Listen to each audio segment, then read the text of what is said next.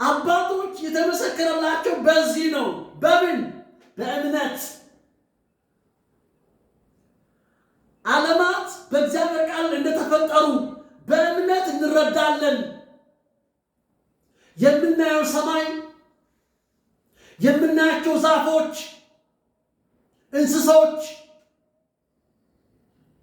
ይህ ሁሉ የተፈጠረው ከማይታየው እግዚአብሔር ነው የመጣው።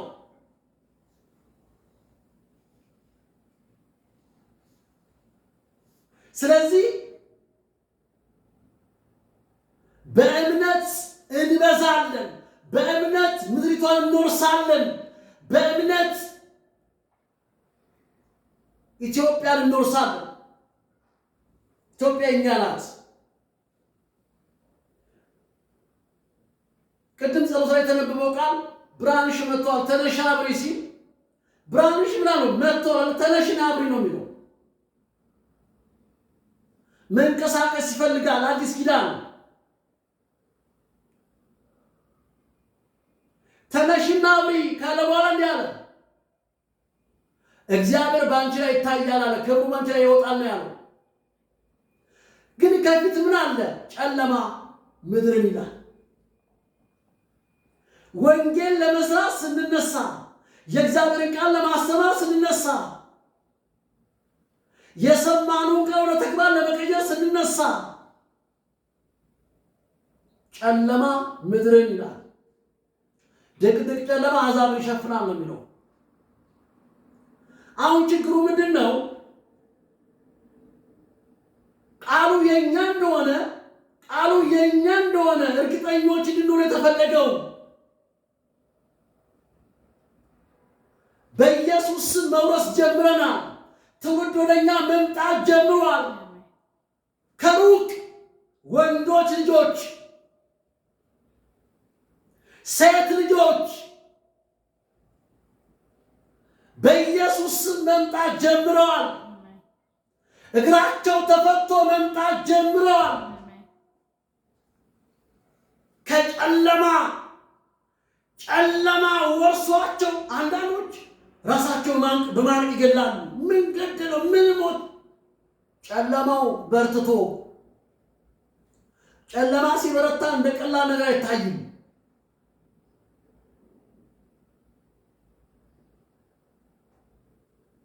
ምድር ላይ አለና አሕዛብ ላይ ነው የሚለው፣ ያላመነ ላይ ኢየሱስ ክርስቶስን እንደ ግል አዳኙ አድርገው ባልተቀበለ ላይ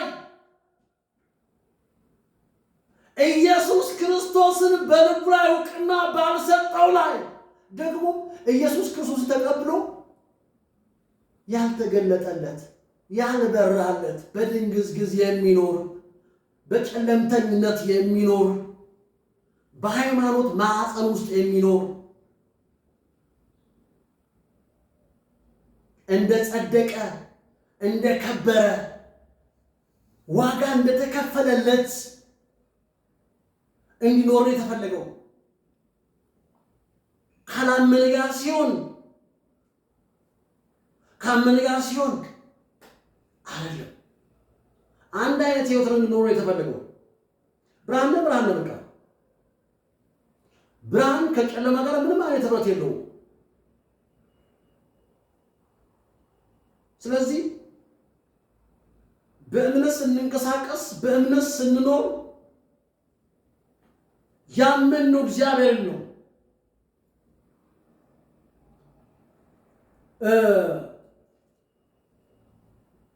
መዝሙር 91 ላይ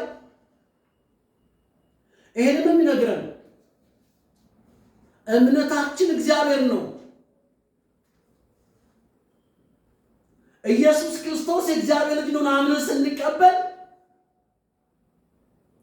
ከልጁ ከኢየሱስ ክርስቶስ ጋር ህብረት ስናደርግ በብርሃን እየተመላለስን ነው። ጨለማ፣ የጨለማ ቁራጭ፣ የጨለማ አሰራር፣ የጨለማ ሲስተሙን ልንቃወመው ይገባል። ለማዳ ክርስቲያን መሆን የለብንም። በእምነት የሚኖር ሰው በእምነት የሚወጣ የሚገባ በአምላኩ ላይ የታመነ ንጉሶ ያለው ዳንኤል ባያድነንም እንኳን ያሉት እኮ ባያድነንም ማለት የታመነው አምላክ ባያድነንም እንኳን አንተ ላቁ እንኳን አንሰግድም አሉ።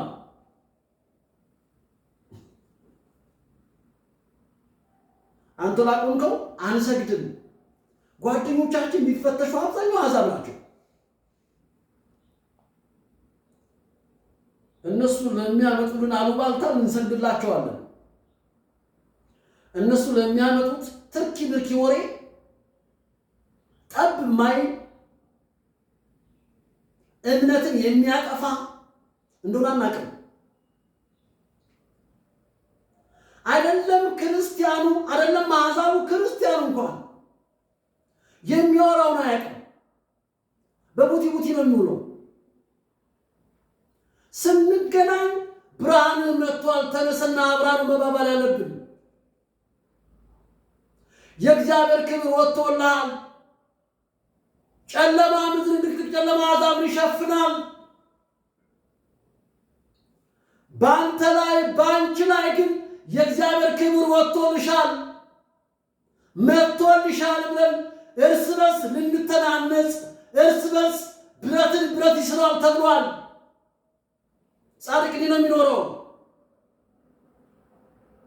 እንጂ ከዛኛው ዓለም ጋር ተቀላቅለን ልንኖር አይደለም የተፈቀደልን አይደለም።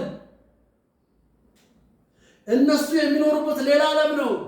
እነሱ የእግዚአብሔር ቃል የለም፣ የእግዚአብሔር ቋንቋ የለም፣ የእግዚአብሔር እርምጃ የለም፣ የእግዚአብሔር ኮቴ የለም፣ ምንም ነገር የለም። ጭው ያለ በረሃ ነው። ድቅድቅ ጨለማ ነው።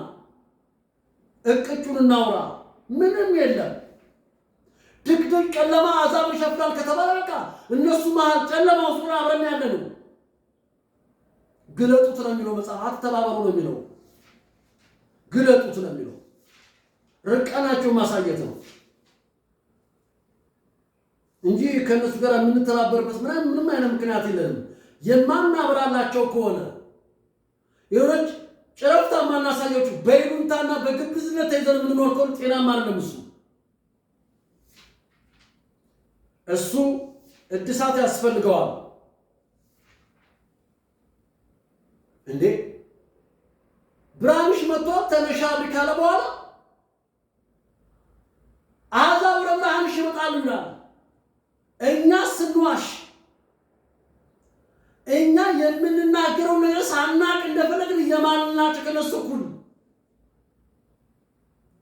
ብርሃን ቢያዩ እንኳን አይመጡም። በጣም ገርሞኝ እሱ ነው። አይመጡም። አዎ እሷ ነው ዝም ነው የሚሉት ወይ እሱም ዝም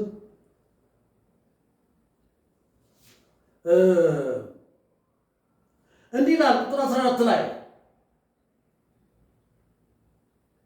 እዚህኛው ትርጉም ላይ 91 ላይ እንደዚህ ይላል መዝሙረ ዳዊት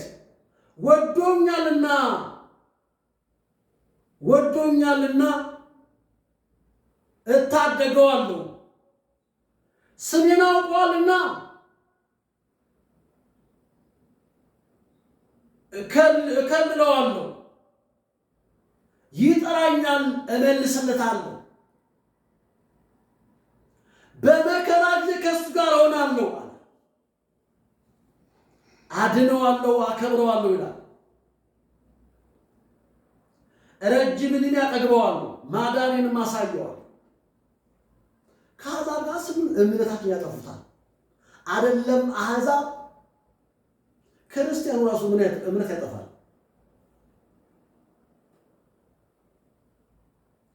ጻድቅ በእምነት ከሆነ የሚኖረው እንደ ዘንባባ ይለመልማል።